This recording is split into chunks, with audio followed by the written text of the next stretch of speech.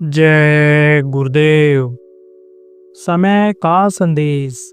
मनुष्य शरीर से जीवात्मा तभी निकलेगी जब त्रयताप ढीले पड़ेंगे। 3 दिन में तमोगुण, 3 दिन में रजोगुण, 3 दिन में सतोगुण ये ढीले पड़ते हैं।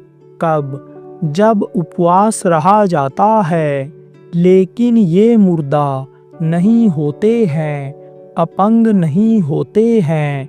ये जब तक अपंग नहीं होंगे तब तक काल भगवान ने ऐसा सिस्टम बना दिया है कि जीव निकल ही नहीं सकता है इस पिंजरे से। मनुष्य रूपी शरीर से जीवात्मा तभी निकलेगी जब ये सब ढीले पड़ेंगे, नहीं तो ये वहाँ तक घाट तक पहुँचने ही नहीं देंगे। संतों ने क्या किया? इसके लिए रास्ता निकाला कि ये सब ढीले पड़ जाएं, ये सब मुर्दा हो जाएं। तब ये साधना की विधि बताई, सुमिरन ध्यान भजन। जब संत लोग आए तब तक मलिनता भी आ गई थी, कलयुग भी आ गया था। कलयुग के असर से भी ये मजबूत हो रहे थे, इनमें बल आ रहा था, इन भूतों में ताकत आ रही थी। जैसे आजकल ये राजनैतिक पार्टियां हैं, ये खत्म कोई नहीं हो रही हैं, लेकिन सत्ता पार्टी में और लोग रहते हैं, उनके जो कार्यकर्ता रहते हैं बड़े एक्टिव हो जाते हैं और उनमें बल आ जाता है। लेकिन जो विरोधी रहते हैं वो पड़े रहते हैं। जब उनका समय आता है, उनकी पार्टी बन गई, उनका नेता कोई बन गया तो उनमें भी ताकत आ जाती है। ऐसे ही आपको समझना चाहिए कि ये खत्म ऐसे नहीं होते हैं, मुर्दा नहीं होते हैं। तब संत जब आए, बोले भाई ऐसा रास्ता निकाला जाए जिससे ये मुर्दा जैसे हो जाएं, मर जाएं ये जो बाधा डालते हैं, जो घाट तक पहुँचने ही नहीं देते हैं। जीव को होश ही नहीं आता है कि हमको कहीं जाना है, ये अपने ही जाल में फंसाए रखते हैं। तब उन्होंने ये नामदान देना शुरू किया, सुमिरन ध्यान भजन कराना शुरू किया और मुहूर्त के हिसाब से जैसे देखो मौसम ठंडा है, अब इनमें आप बैठे रहो आराम से, कितना देर साधना करो, ना ज़्यादा गर्मी है ना ज़्यादा ठंडी है।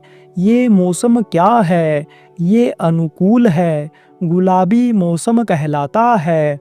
क्वार का महीना है, क्वार का महीना भी गुलाबी रहता है और चैत्र का महीना भी गुलाबी रहता है।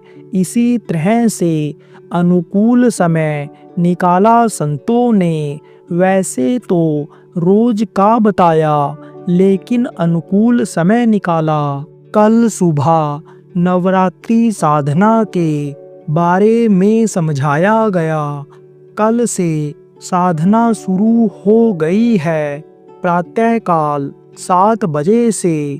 अब ये जो सुबह 4 बजे घंटी बजती है, 4:30 से होता है, कल वो नहीं हो पाएगा, कल वो नहीं होगा। कल तो घंटी बजे ना बजे, 7 बजे से पहले पहले चले आना। बज गई तो ठीक है, आधा घंटा पहले बज गई तो ठीक है, पौना घंटा पहले बज गई तो ठीक है, और नहीं तो आप यहाँ आ जाना और फिर आपको कुछ थोड़ा बहुत बता दिया जाएगा। उसके बाद आपको बैठा दिया जाएगा। बताना इसलिए ज़रूरी होगा कि पूरे देश में ही नहीं, विदेशों में भी जहाँ संगत है, प्रेमी है, वो लोग भी कल सुबह बैठेंगे, सब बैठेंगे। थोड़ी ही देर चाहे बैठेंगे, करेंगे, सुनेंगे भी लोग। ऑनलाइन यह सिस्टम इस वक्त पर बन गया है कि सब जगह खबर जाती है। मैं जो बोल रहा हूँ इसको हर देश में लोग सुन रहे होंगे, तो सब लोग सुनेंगे। तो जिनको पूरी जानकारी नहीं है वो लोग भी बैठेंगे। आप ये समझो, जो स्कूल में एक तरह से भर्ती हुए हैं, जैसे अभी मैं दुबई में नामदान दे करके आया, बहुत लोगों ने नामदान लिया वहाँ। अब आप यह समझो कि उनको मालूम नहीं, ना कोई बता पाया हो किस तरह से करना रहेगा, तो वो सुन लेंगे। तो कल थोड़ा समझा दूंगा और समझाने के बाद कैसे करना रहेगा यह भी बता दूंगा। तो आप लोग तो जानते हो, क्योंकि आप लोगों को, अनुभव वाले लोगों को ही बुलाया गया है यहाँ, क्योंकि यहाँ पर अखंड साधना शिविर चलेगी 9 दिन की। नवरात्र में यहाँ अकेले चलेगी। केवल एक यही जगह है पूरे देश विदेश में इस नवरात्र में कि यहाँ एक जगह इकट्ठा हो करके साधना लोग करेंगे और अखंड करेंगे। बाकी अपने अपने हिसाब से करेंगे सब लोग। और जब समापन होगा तब ऑनलाइन सबके लिए समापन कर दिया जाएगा। इसी साधना शिविर से बहुत से लोगों की आध्यात्मिक ज्ञान की शुरुआत हो जाएगी। साधना शिविर से ही बात बनेगी। बहुत से लोगों को इसी से शुरुआत हो जाएगी आध्यात्मिक ज्ञान की। आध्यात्मिक विकास का ज्ञान हो जाएगा, उसकी शुरुआत हो जाएगी। विश्वास हो जाएगा कि हम सही जगह पर हैं, सही स्कूल में भर्ती हैं, पास हो जाएंगे, किसी लायक हो जाएंगे, काबिल हो जाएंगे, पढ़ लिख ले जाएंगे, अधिकारी बन जाएंगे, अधिकारियों के बगल बैठने लायक हो जाएंगे। यह उनके लिए हो जाएगा। मालिक की दया से दया बरसेगी, सबके ऊपर बरसेगी। लेकिन जब तौर तरीके संयम और नियम से लोग करेंगे तब होगा, ऐसे नहीं होगा। तो संयम नियम भी बताया गया, तौर तरीका भी बता दिया जाएगा। और लगन लगेगी, जब विश्वास होगा गुरु पर, तब करेंगे लोग। परमार्थी सेवा का आध्यात्मिक लाभ मिल जाता है। आश्रम वासियों के लिए आप लोग कैसे भी हो, सबको यह सुविधा रहेगी, क्योंकि आप सेवा में लगे हुए हो और सेवा का फल मिलता है। सेवा भजन में जुड़ता है। जो बाल बच्चों की सेवा में लगे हुए हैं उनको तो इसमें लाभ नहीं मिलता है।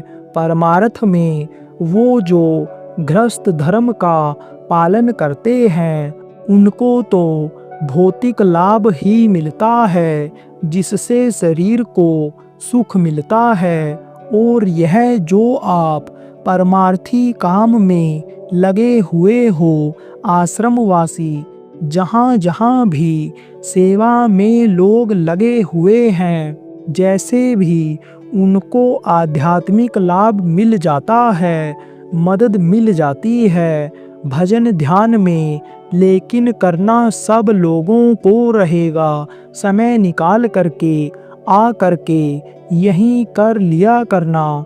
यहाँ देर तक बैठे पाओगे और यहाँ मन आपका लगेगा। सबके साथ जब करोगे, अच्छे साधकों के साथ बैठकर करोगे, अपनी जगह पर भी कर सकते हो, लेकिन यह देख लो कि वहाँ मन रुक जाएगा, कोई बाधा डिस्टर्ब नहीं करेगा।